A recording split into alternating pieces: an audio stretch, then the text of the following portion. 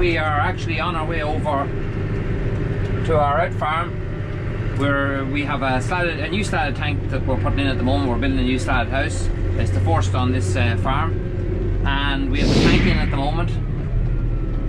We're just waiting for the walls to fully dry before we put on the slats and continue on at the shed. So we haven't backfilled yet. We hope to get that done now in another week's time.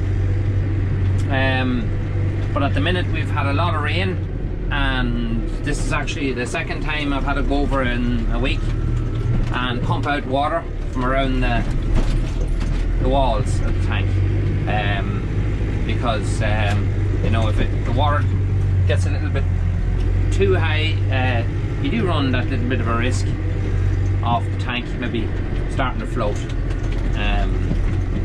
You know, it's not near that level yet, but today is Saturday and I don't want to be rooting at it tomorrow, so I'll just have the tank on and I'll just take a load out of it, and that'll take the pressure off.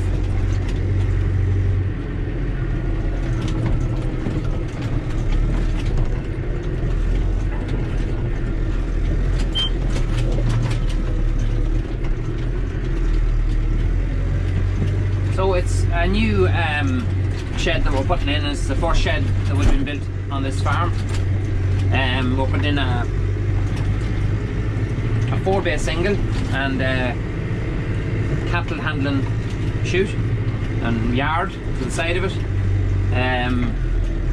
It'll be very handy because this farm is mostly for our heifers, our young heifers and our in-calf heifers, and silage as well. So it'd be great to have the tank. Even the tank itself will be a big bonus because we'll be fit to have slurry storage here on this farm. So if in springtime when we come to slurry this place for silage, the slurry will be at hand. It'll be in the tank and we can have the opportunity then to pipe,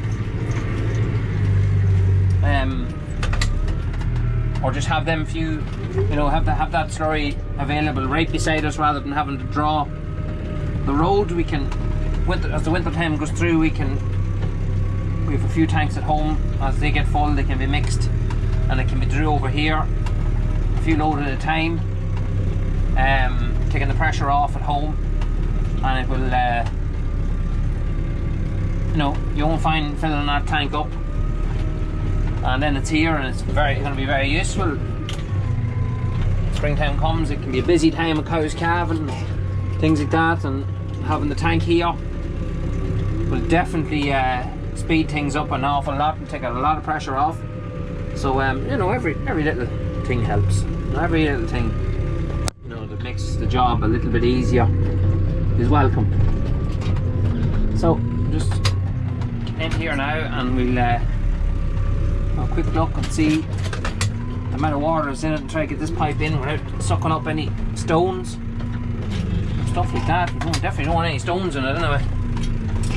So get out here and have a quick look. You see, this is our tank here. You see, well, there's a nice bit of water in that now. So there is. That has filtered an awful lot in a few days.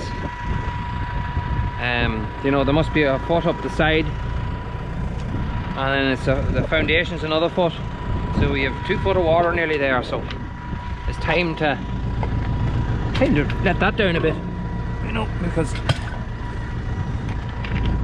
so we've sunk a sump hole here where we can drop a pipe into a deep wee area, and just mean that we're not sucking up so many stones and stuff. Stones is our enemy. Definitely don't want a tank full of stones. We'd only end up having to open it.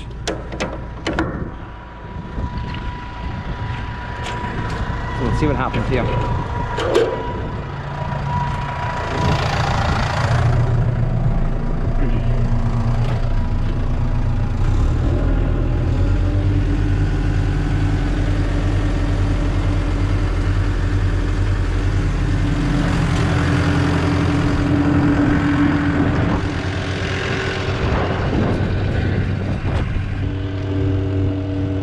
So as you can see there, like, there is a fair bit of water in it. Like water getting into a tank like that, so you're basically, you know, it can lift anything. That tank would lift very, very easily. Put another foot of water there and that tank would be under a lot of pressure. No, it's something you have to keep on top of until we get it backfilled. I hope to get that done sooner the better. Nice to get the tank in. You know, that's the biggest part really of the job. So that's will come next, and then our steel man will come then, and he will take his measurements, and the frame will go up, precast cubicles, and then we'll throw the walls, backfill, start concreting around the sides, roof goes on, electrics in. In theory it should go relatively fast now when the slats goes on and that part is over with. So that's all the water more or less gone. There's still a bit of water just laying in there, but that's only a few inches. It's below the foundation level or the floor level anyway, so we're not worried about that. Actually took, I think we took about 3,800 gallons of water out of it. So like, that's a lot of water in a small space. So there was a lot of pressure starting to build there. So we have a sump hole here, you can see the water still draining into it. It's a few feet deeper, so that'll fill up and we'll come back here in a few days time, because I think the forecast is for more rain, and we'll drain it again, and then hopefully it'll not need to be drained a third time, as we'll have that whole channel and filling will be in there and the whole thing will be filled up. So that's it. That's one of those chores that just has to be done. So that's it for this video. I hope you enjoyed it. Please give us a thumbs up, hit that like button, subscribe if you may, if you want to see more, and we hope to get you know, a constant supply of videos going now. It's a brand new channel, so it's very much a learning path at the minute that we're on, but we'll get there. We'll keep it going, and hopefully somebody will find some interest in it and find it maybe useful, something a little different.